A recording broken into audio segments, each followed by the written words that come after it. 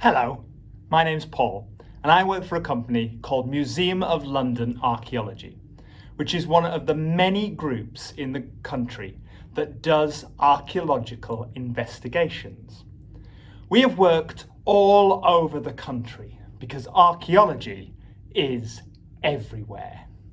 Today, as part of the Land of the Fanns project, I am going to talk about what archaeology is, what archaeologists do, the archaeology that is in the area around the Land of the Fanns, and then we're going to work together on some archaeologically inspired crafting. So, first things first, what is archaeology?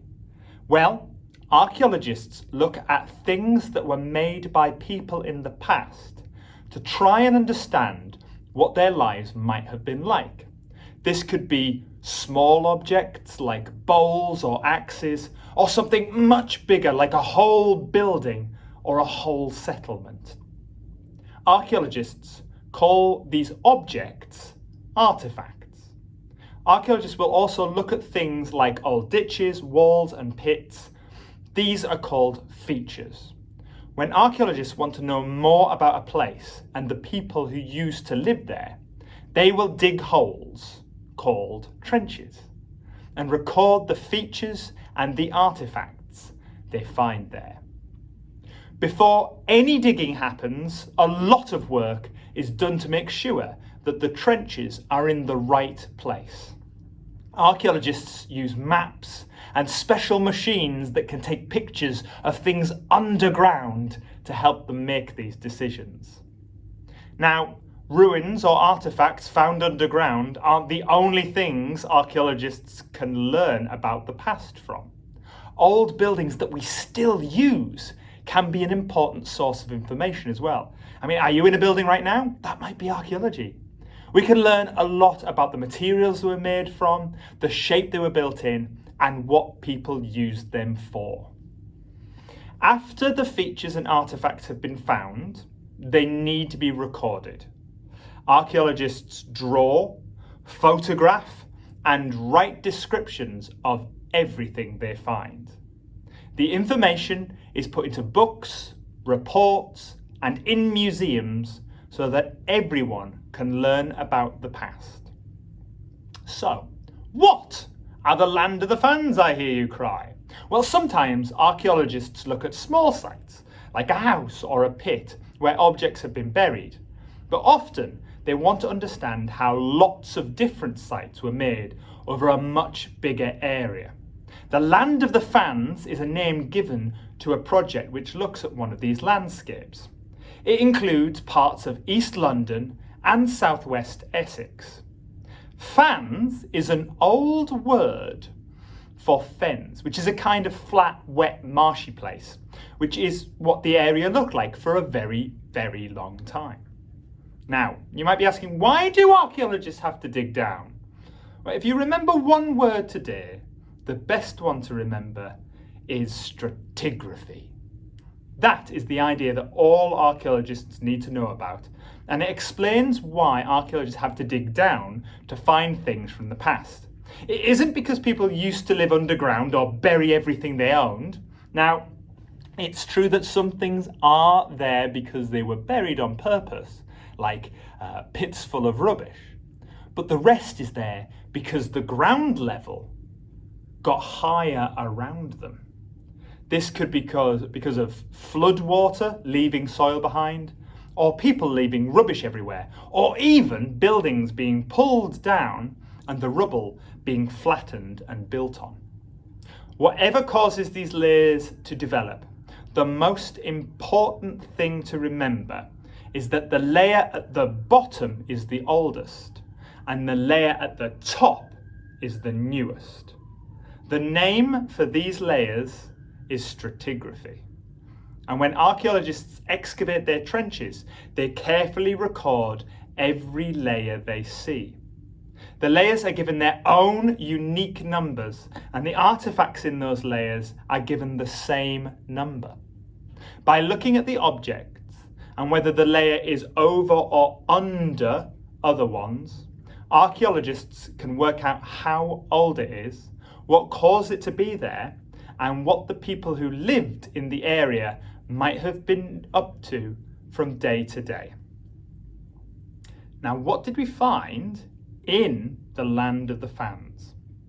When archaeologists investigate the history of an area, what we often find is that there have been a lot of changes in the way that humans have lived there and how they've used the world around them.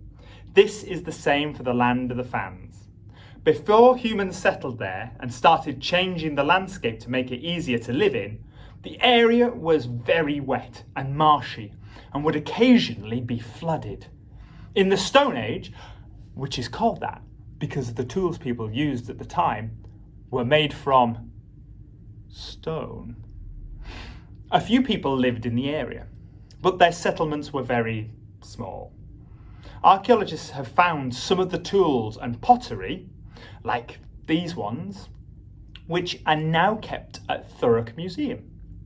Into the Iron Age, because they used iron tools, more people started to live in the area, and archaeologists have found evidence of homes at Uphall Camp, Ilford, and at Orsett.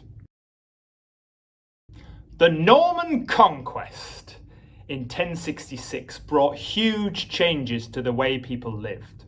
Most people became what was known as serfs. They were not allowed to leave the town or village they lived in and had to give some of the food they grew to the knight or lord who was in charge of the local area. People would sometimes also give a tenth, a bit of, the crops and animals they had to the church as a way of supporting the poor. This food was known as a tithe. Today we use money like coins you can put in your pockets or cards that move around everything electronically.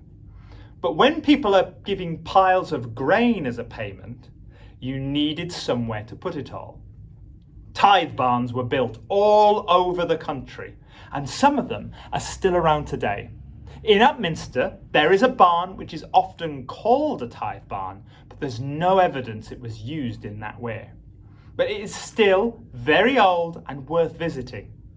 There used to be one next to St Lawrence's Rectory in St Mary's Lane, but this was pulled down in the 1860s. Other buildings you might be able to find that date from this time include churches, like St Giles and All Saints Church in Orsett, that's over 800 years old, public houses, and castles. The very first castles built by the Normans when they landed in England were a style called motte and bailey castles. At first, these were made from earth and wood, but later on, they would be replaced by castles made out of stone. The motte was a large man-made mound of earth with a strong wooden tower called a keep built on top. The bailey was an area around the motte that was surrounded by a wooden fence. Inside the bailey, there were often other buildings like barns and meeting halls. A good example of this kind of building is Pleshy Castle, which was made around 900 years ago. Although this is outside the land of the Fanns area, it's worth a look just to see how massive the hills are and to imagine how much work went into building them. We can find other evidence of how people lived. The artifacts we talked about earlier. For anyone who was with me on Monday, we talked about Roman pottery and how it was decorated and that it looked different from what had been used by people in the land of the Fanns before. Things changed again in the medieval period. People still enjoyed fancy decoration like these, but more common pots used day to day were more simply made like these. And now it's time for our craft activity, which is the Tithe Barn Money Box. The video is coming up next. It will give you all the instructions you need, and it will show you the materials that we're going to use. Just watch it, keep watching it as many times as you like, take your time, and if you do make something, we would love to see a picture of it shared with us from the Land of the Fanns or MOLA's social media accounts and on our websites. Please enjoy the video, and I'll see you another time. Bye-bye. Okay, for the tithe barn, you're going to need to get some card like this. You can find it in lots of packing things that might have arrived through your door recently. You will also need some sellotape or PVC glue if you have some. A ruler is very useful. And you will need either a Sharpie or a pencil, like this one, you can see. And you will also need an adult to help you because we're going to be using scissors. And it's important to make sure that someone is there to help with these because they are sharp. And also, if you have one available, a craft knife could be useful too. But again, make sure that you have someone to help you. So there you go. Those are the basic tools that you will need to pull your own version of a tithe barn together. Put those to one side for now. The first thing you'll need to do is take a big piece of your card and draw a shape like this. This is for the walls of your tithe barn. You can see the dimensions are here and here, 10 centimetres, 5 centimetres. You can make it as big or as small as you want, but make sure you've got these pointed ones of the same size so that the roof matches up when you put it together.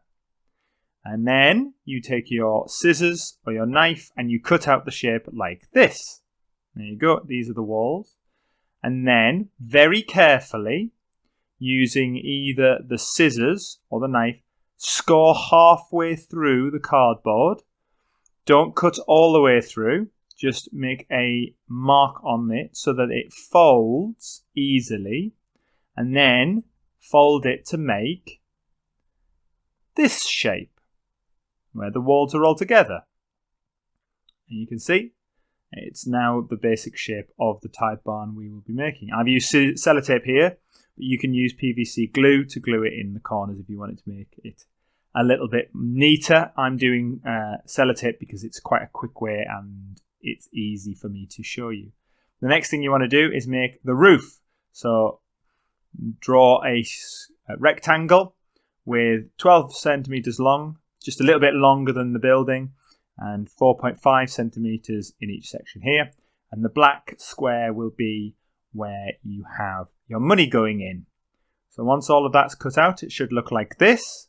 Again, score down the centre line, same as you did with the sides of the walls. And place the roof on top like that. And glue it down with your PVC glue or sellotape it in place. Leave a little bit of the edge overlapping like that.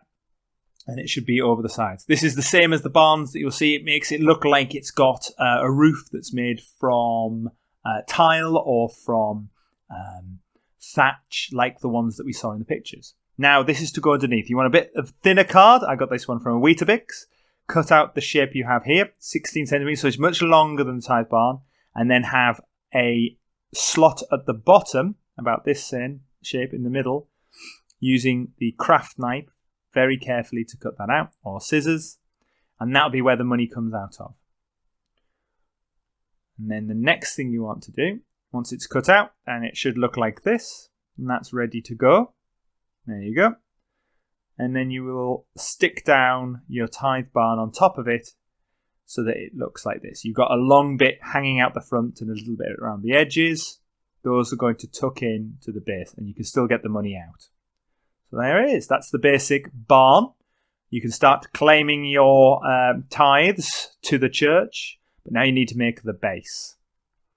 So we'll get the thick card again, 2 shapes this time, both rectangles about the same size, but one of them has this horseshoe shape that you can see. Using the craft knife or the scissors, cut them out again. That's right. And cut out that middle point, leaving sort of a U shape and a rectangle. And then when you stick them together, it will look like this. That is the base. But make sure you don't glue or sellotape the inside. You want that bit glued down and this bit loose so that you can slide the tithe barn that you've made in. And that's very important, otherwise all your money will fall out the bottom and you will not be a very powerful lord. So this is what we've got here. Make sure that you can decorate it however you want. I would use things like felt tips or paint. And there you can see that if you haven't glued it down, it'll slot into place. And now your money is safe at the bottom. And you just slide it out and you can get the money out from there. So that's cool. We've put a door on it because the barns did need doors and little windows as well. Use the pictures that we used in the earlier part of the presentation, or go and see if you can find some old barns yourself for some inspiration. But decorate it however you want. And we'll just prove that it works. Pop some money in the top there. You can see it's not coming out until I open the bottom, reach in, and there you go. That is your tithe barn money box ready to go. Have fun. See what you can make.